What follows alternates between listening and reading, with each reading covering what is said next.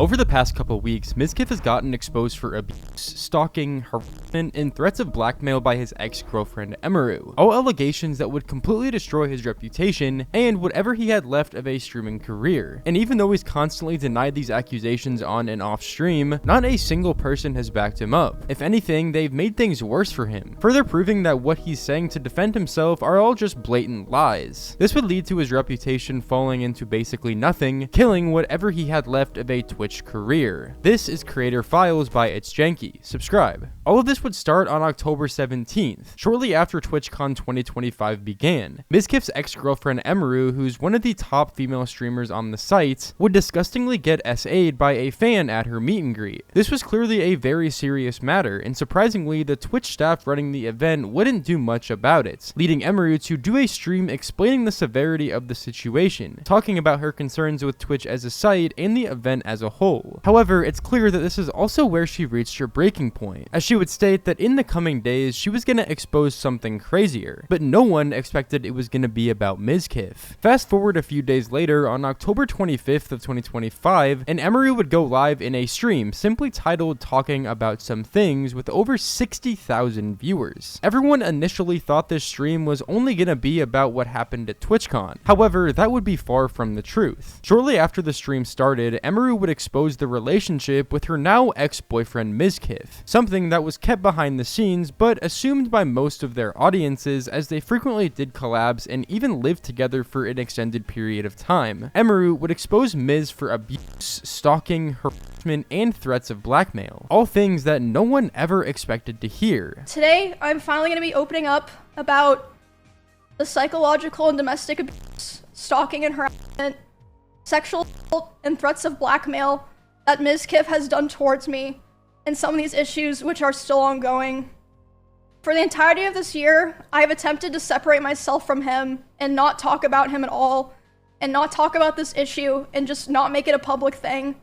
I always tried my best to keep this to myself, but like I said, I feel like it's gone to the point, which I'll explain later, that I feel like it just has to be done. Now, this was a complete shock to everyone. Even though prior to this, there were allegations of SA from Mizkif and other people in his circle, there was never enough evidence to undeniably prove anything. And even though this situation also felt like it could just be a bunch of people making false allegations once again, that would prove to be far from the truth. Emiru would state that Miz was going around during the convention, the same time she got SA'd, telling her friends that if she were to ever expose him for these things, he would retaliate by calling her an animal neglector, foreshadowing what he would do in the coming days. An honorable mention reason for why I'm doing this is that for a while, he has been indirectly threatening me through my friends and people that I work with. They've informed me that he said that if I ever talked about anything he did, he would try to create a smear campaign against me in retaliation.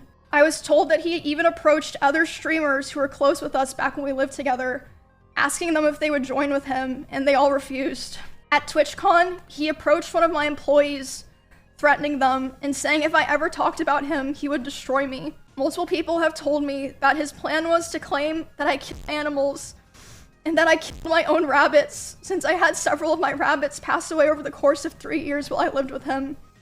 I'm sure he's probably listening now, and it's probably going to come as quite a shock to him that this information made its way back to me and that I've known for months.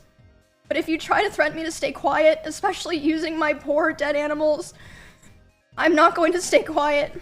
Now, if what she's saying about Mizkif is true, then that can possibly also confirm the other allegations she made on him. However, of course, we never got the exact answer. What we do know, though, is the allegations of abuse seem almost 100% certain. There are literal clips of Miz crashing out on Emiru after she would pass him in viewership. And even though this clip is highly edited and could be easily altered, people in their circle would also state that this is in fact accurate. Alright, chat. I'll see you guys later.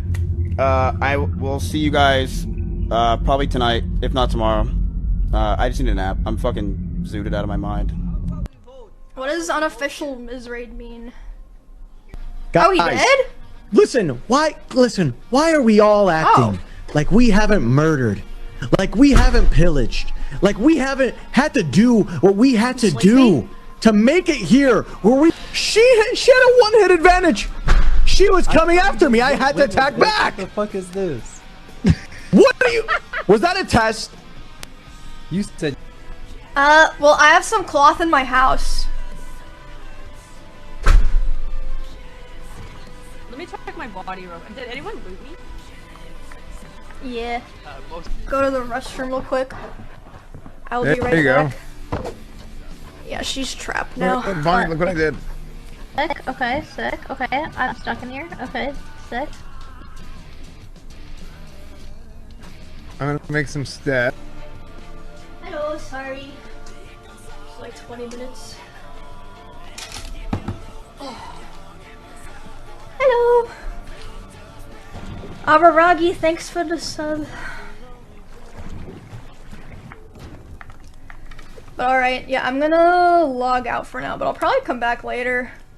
And in the same VOD where Emiru exposed Mizkif, she would also talk about a situation where he allegedly sexually assaulted her. However, this situation too seemed quite suspicious. He started to try to comfort me by hugging me while I was sitting on the couch and holding me really close to him. And when this was happening, we hadn't talked in quite a while, and I'm usually very uncomfortable with being touched a lot by people that I'm not in a relationship with. But I let him hold me while I was crying, and he started kissing me in my face, and I let him do it. I was still sobbing a lot. And then suddenly he tried to climb on top of me and aggressively shoved his hand down my pants, and I screamed. Yeah. And when I screamed, he jumped off me like a cat, and instead of apologizing or checking if I was okay, he said, "I feel weird now. I feel like I did something wrong. I have to go." And he immediately left my house while I was still crying. Even though many pieces of Emiru's story were lining up based on past clips and videos, still, nothing could be 100% proven. And this is where things would really get heated, as Mizkif would go live to make a response the very next day, predictably saying that all the allegations against him were lies, and bringing up the animal neglect allegation against Emiru that she said he would. Emiru has a lot of rabbits. It was her calling when she first moved in. These were a big part of her life. But as those rabbits moved out of her room and into the living room, they started to see disgusting neglect. No food, no water, sometimes not having clean bedding for weeks. I, along with many others who would come over, would give them what they needed, and I would tell her all the time to take care of them, but to no avail. She completely neglected those rabbits. This is a video from my own brother. I didn't record this. These are mites all around her cage. I would tell her to take care of them all the time, but to no avail. She completely neglected those rabbits, so much that many died just over a year or two of being around in my house. My cleaning ladies would clean them just because they felt bad, and my brother once came over and said that if I marry her, he'll never forgive me. In fact, when Maya came over during my cancellation, she actually commented on Emiru's rabbits and said, "These rabbits are completely neglected and this is disgusting." Emiru wouldn't clean the cages and the smell became so bad that we started to have the rabbits just be outside. I told her if that's the case, she's got to make sure she's giving them water because they are her responsibility. Instead, these rabbits were left outside in 100-degree heat with no food or water or anything. Most of the time being in cages with no bedding besides poop all over the place. Emmy didn't care. She would sit inside and play League of Legends all day, and what this showed me is that I don't want her to be my children's mother, and I couldn't see myself marrying her. Viewers thought it was strange how even after Emiru said that this was the exact alibi Miz was going to use, he would still go on and use it. If anything, it only made him look more guilty. However, he would then go on to say that this was never his plan in the first place, and that he would only bring it up if Emiru ever tried exposing him for anything, not for any specific reason. When she says that I was getting ready to go after her and that I was going to use her rabbits against her, that was never the plan. My plan for myself was very simple. If Emmy were to say something about me, I would say something back. That's it. I never had a plan in my life to go after her or do anything. It was if she ever said anything, I would say something as well. And that's completely understandable. I said that if she goes after me, then I will go nuclear. And that is exactly what I said. There's no way to 100% confirm if what Mizkif said here is true. However, what we can confirm is the effect numbers had on his mental health, especially regarding the clip of him allegedly crashing out after Emiru passed him up in viewership. Why was viewership so important? I will bluntly say this, and I'm very honest. I was, and I still am, but I very much was someone that was massively obsessed with streaming and viewership. And when my cancellation cancellation happened, and even before it, I mean, it's something you guys know. I've been massively obsessed with streaming and viewership over the years, and it's disgusting and it has ruined my fucking life. It is something that I am envious of others. I am angry at others because of it. It makes me jealous when I see others doing well, and it has made me realize that I am I'm never happy for someone else if they're doing much better than me. You guys know this is true if you watch my old stream. I've always been this way. I've been very envious of other people, and it's a problem. It's a serious. I'm definitely way better than I was now, or I am now, but it's a serious problem that I am still working on to this day. I am not perfect, and I fucked up with that. I've been this way for a very fucking long time, where I'm a competitive dude, and I think I'm very competitive with streaming because I really care about it a lot. I've sunk my whole life into this thing. Even though things were finally starting to make sense from Mizkif's perspective, it would be after this next statement that everything would change. I'm ashamed that the situations got so bad, but Emmy was also violent. She would throw clothes or plushies at me, and I punched holes in the walls or slammed doors in aggression. I one time did say I was gonna kill myself during an argument, but Emmy did this as well numerous times. She would constantly say she's going to kill herself in arguments, and I have a picture where while I had a pointed at one of her stalkers who came to my house while she was in Kansas, she told me she was going to kill herself out of aggression of the situation while it was happening. This is the situation. I told her that a stalker's at the house. I'm freaking out. What is happening? Can you call me? I'll call you. I literally want to kill myself. I can't take this anymore. I feel so alone and like a problem. Just want to show this. She was also using the I want to kill myself a lot in our situation and relationship. This is while I had a gun pointed at one of her stalkers. This stalker who was at my house, his background picture was Emiru. And when he talked to the cops, he was in love with her and thought that she was talking to him. It is disgusting what these stalkers can do. We went to get food at BJ's, a common place where we would get food. And then we went back to her house. We cuddled for about 30 minutes and started to kiss. She said that she was okay with this on her stream, and I started to advance to the next stage because I thought that's what she wanted. She yelped, and I immediately sprung up and was scared if I did anything wrong, or did wrong in general. I got scared and left the house.